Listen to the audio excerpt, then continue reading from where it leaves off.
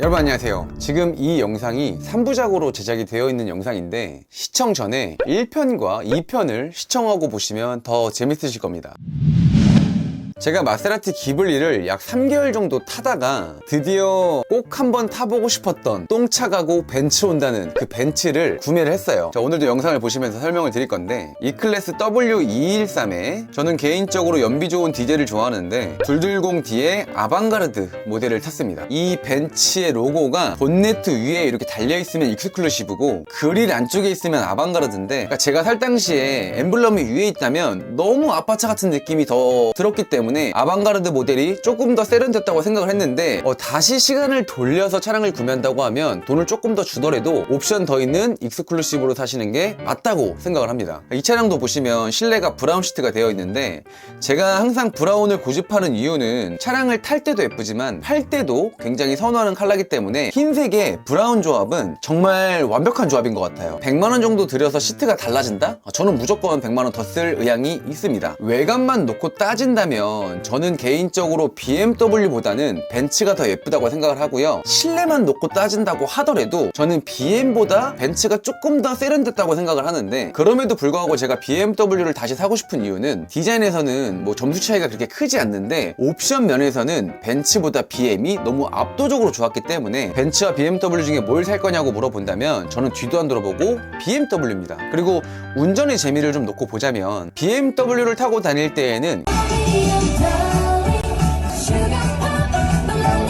굉장히 경쾌하고 잘 나가고 내가 언제 120km로 달리고 있지? 이렇게 느낄 정도로 정말 재밌게 탔거든요. 근데 벤츠 220D를 탈 때는 지금 어디를 가는 겁니까? 조금 과장을 더해서 쌍용 타는 느낌? 딱 그 정도인 것 같아요. 근데 벤츠는 뭐니 해도 로고에서 주는 만족도가 있기 때문에 그거 하나만으로도 타볼 만한 차가 아닌가. 정말 BMW 옵션과 주행 느낌의 벤츠 로고가 들어가 있으면 완벽하겠다. 제가 벤츠를 타면서 굉장히 만족스러웠던 부분들을 먼저 말씀을 드리고 단점을 말씀드려 볼 건데, 자, 만족스러웠던 부분은 핸들 오른쪽에 붙어있는 이 컬럼식 기어봉을 처음 써봤잖아요, 제가. 근데 처음에는 적응하는 게 조금 어려웠어요. 이 컬럼식 기어봉 위치가 와이퍼 조정하는 곳이잖아요. 비 오는 날 벤츠를 타게 되면 이게 와이퍼를 조작해야 되는데 이거 기어를 변속을 할 때가 있거든요. 그때마다 정말 당황스럽긴 했는데 이거는 진짜 금방 적응되고요. 어찌 보면 굉장히 사소한 부분들일 수 있는데 이 사소한 거 하나하나가 고객의 만족도는 완전히 달라질 수 있다. 그래서 저는 컬럼식 기어봉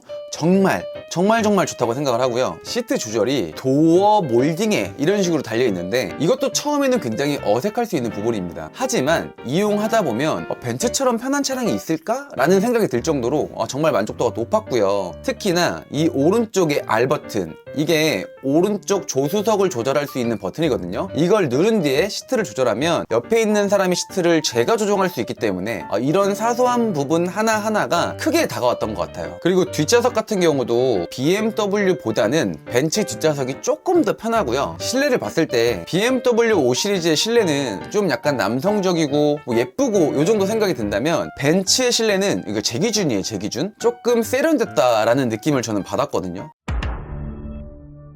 벤츠의 많은 기능들을 다뤄볼 때 처음 구매하신 분들은 조금 어렵게 느껴질 수 있는데 BMW는 굉장히 직관적이어서 처음 타시더라도 굉장히 쉽다고 생각을 하거든요. 그래서 저는 BMW는 안드로이드 기반을 쓰는 느낌이었고 벤츠는 애플 기반을 쓰는 느낌이었는데 제 기준에는 예쁘다면 조금 불편해도 감수할 수 있다. 제가 누누이 말씀드리지만 저는 중고차 딜러이기 때문에 BM도 타보고 벤츠를 타봐야 고객님들에게 장단점을 잘 설명드릴 수 있기 때문에 경험해보는 게 굉장히 즐거웠거든요. 그러니까 딜러다 보니까 큰 손해 안 보고 차량을 많이 바꾸겠다 이렇게 생각할 수도 있겠지만 저 벤츠 1년 타고 팔았을 때 약 1000만원 정도 손해봤습니다. 그 코로나 시기 때 중고차 가격이 굉장히 비쌌는데요, 최고점에 사가지고 1년 뒤에 최저점에 팔아가지고 정말 1년 타고 취득세 포함해서 1000만원 까먹었어요. 딜러라고 해서 차량을 바꾸면서 손해를 안 보는 건 아닙니다. 우선 제가 탔던 220D 아방가르드 같은 경우는 옵션이 너무 없어요. 그러니까 같은 급의 BMW랑 비교를 했을 때 벤츠가 금액도 비싼데 어댑티브 크루즈 컨트롤 컨트롤 없고요. 제 차는 특히나 전동 트렁크 없었고요. 열선 핸들도 없었고요. BMW에 비해서 기능적으로 이거 외에도 많이 떨어지기 때문에 이런 옵션들이 너무 빠지는 거에 대한 어이없음, 그런 걸 좀 단점으로 말씀드리고 싶고요. BMW 5 시리즈도 그렇고 벤츠 E클래스도 평균 연비가 저는 한 17에서 20 정도는 나왔기 때문에 기름을 한 번 넣으면 최소 1000km,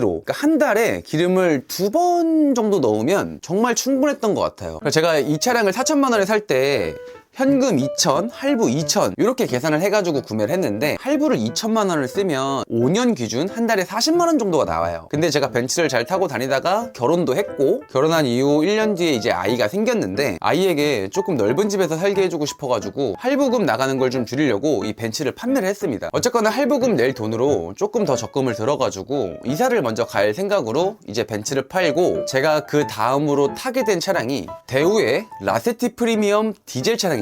딱 이렇게 생겼거든요. 썬루프만 빠졌고 라세티 프리미어가 크루즈라고 보시면 돼요. 그래서 이 차량의 시세가 한 200만원짜리 차량이었는데 벤츠 팔고 요걸로 이제 확 내려간 거죠. 제가 한 6개월 정도 타고 다녔거든요. 차량을 타고 다니는 데에는 전혀 지장도 없었고 그리고 이제 200만원짜리 중고차를 타면서 컨텐츠가 계속 생겨가지고 유튜브를 하면서 타고 다니기에 정말 딱이었습니다. 그냥 굴러가면 굴러가는 대로 뭐 경고등이 뜨면 뜨는 대로 정말 편하게 탔던 것 같은데 이 차량이 폐차를 하면 폐차비가 못해도 한 80만원 정도 나오는 차량이란 말이에요. 그러니까 이제 200만원짜리 차량에 폐차비가 80 나오니까 저는 한 120만원치만 잘 쓰면 되는데 보통 차량들이 1년을 가지고만 있어도 200만원 정도가 그냥 떨어지거든요. 그러니까 이 차량은 1년 동안만 버텨주면 제가 80만원을 버는 계산값이 나와요, 사실. 그러다 보니까 어떠한 특정한 문제가 생기더라도 고치지 않고 한 1년에서 뭐 많게는 2년 정도 타자 이런 생각을 했었는데 확실히 저렴한 중고차들은 문제가 한 번에 오더라고요. 여름철에 에어컨이 안 나오는 거예요. 그래서 가스를 보충했더니 가스가 얼마 안 가더라고요. 그래서 이제 수리 견적을 짜보니까 수리비가 한 50만원 정도 나왔고 근데 또 운이 좋게도 때마침 조기 폐차가 되는 거예요. 조기 폐차 지원금이 한 150만원 정도 나왔고 폐차 비용이 80만원이니까 다 합치면 230만원이잖아요. 6개월을 그냥 공짜로 탔다고 보시면 돼요. 라세티로 쇼츠 찍었는데 100만이 넘게 나왔어요. 정말 저한테는 좋은 추억이 있는 차죠. 그래서 이제 라세티를 조기 폐차를 보낸 뒤에 제가 다음번에 구매했던 차량은 기아 모하비 1세대 4륜의 KV300 차량이었습니다. 제가 다음 차로 모하비를 고른 이유는 1000만원 초반대에서 디자인이 그렇게 모나지 않고 유모차랑 낚시짐을 다 넣기에는 정말 모하비만한 차량이 없다고 생각을 했어요. 베라크루즈도 있거든요. 베라크루즈는 사진 보시면 너무 못생겼어요. 그래서 모하비를 타보자 해서 모하비를 구매해 왔는데 모하비도 오래 안 탔죠. 반년도 안 탄 것 같은데